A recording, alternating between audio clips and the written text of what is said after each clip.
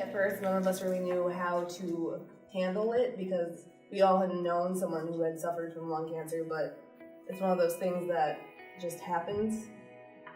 And there's no good way to talk about it because of the stigma that comes with smoking, and smoking is one of those things, well, everyone knows how horrible it is, but people still do it.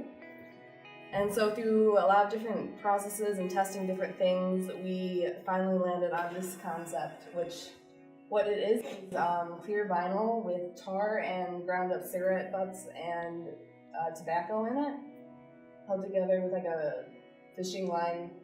We decided on the patch idea, like the quilting type look, because for one, the nicotine patch is one of the most common ways to try and stop smoking in hospitals after being diagnosed with lung cancer. And also one of the things I like about it that happened after the fact as a happy accident was that it kind of reminds us of portraits on a wall, and it kind of represents like the people who have suffered from it, because like when it comes to breast cancer, there's a whole army of survivors who you can go to for support. With lung cancer, the mortality rate is so high, it's not like that. The disease, we noticed right away, and we had a consensus that time had to be represented in the disease. All of these diseases interact with time in some way or another, but what we found interesting and from a design standpoint was the idea that as this disease progresses and time takes on, the tension that gets placed within the body and the joints really starts to corrode and become tougher and tougher to function. And it really talks about the removal of the quality of life somebody experiences with this. So having these pendulums that the viewer has to interact with also serves as a function to really talk about how as rheumatoid arthritis develops more and more and you start losing mobility, you have to rely on someone else to help assist you function. So these pieces are really relying on somebody coming up and experiencing this firsthand, and it's kind of an intimacy between, as if somebody who also suffers from that disease has to trust the person to come up and help them perform their task day to day. People don't know immediately that they have hepatitis C because a lot of the symptoms mimic that of the common flu. So often people don't receive the diagnosis until some of the damage is irreversible. Damage which we tried to reflect in this piece, such as the scarring of the liver.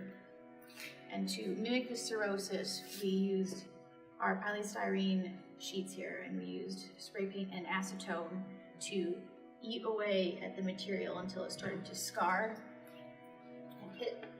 And we further manipulated to create that scarring by stretching and molding this piece with our hands.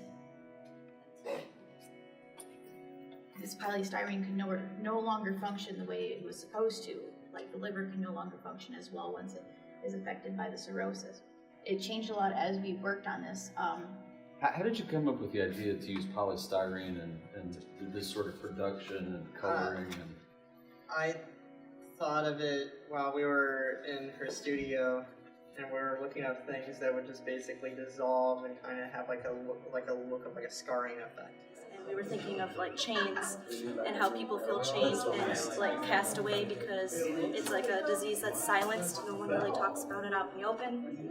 And we just thought that it would be a good idea to start making clay chains where we fired them and missed them at multiple different 1,000-degree temperatures and piled them. And the pile is actually cast outside of the space.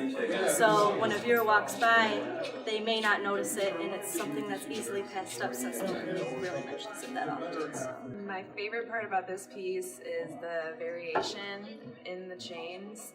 By leaving the clay body bare, we were able to get a ton of different colors that are just naturally coming out of the clay body, and I think it looks really beautiful outside.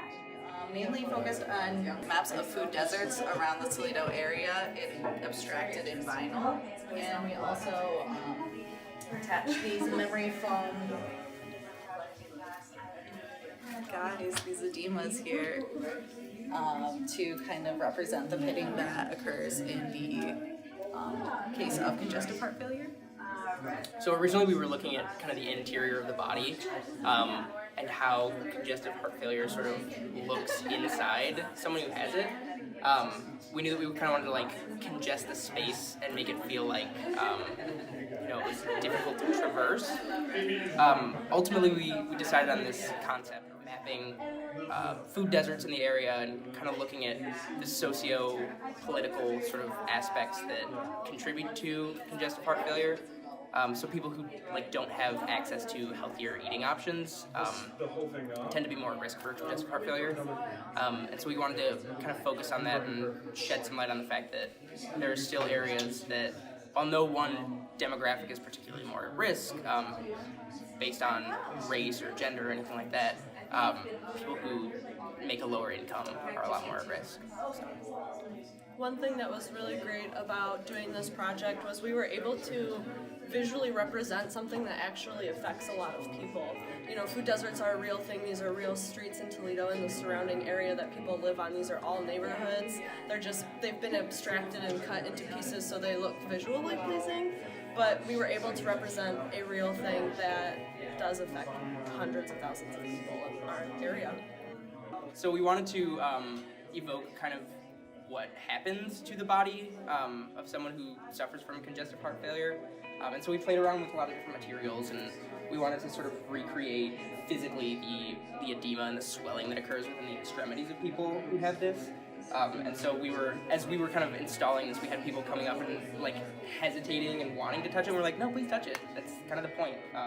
So we kind of landed on these because they really do kind of mirror the pitting and the swelling that occurs within the extremities of someone who has CHF.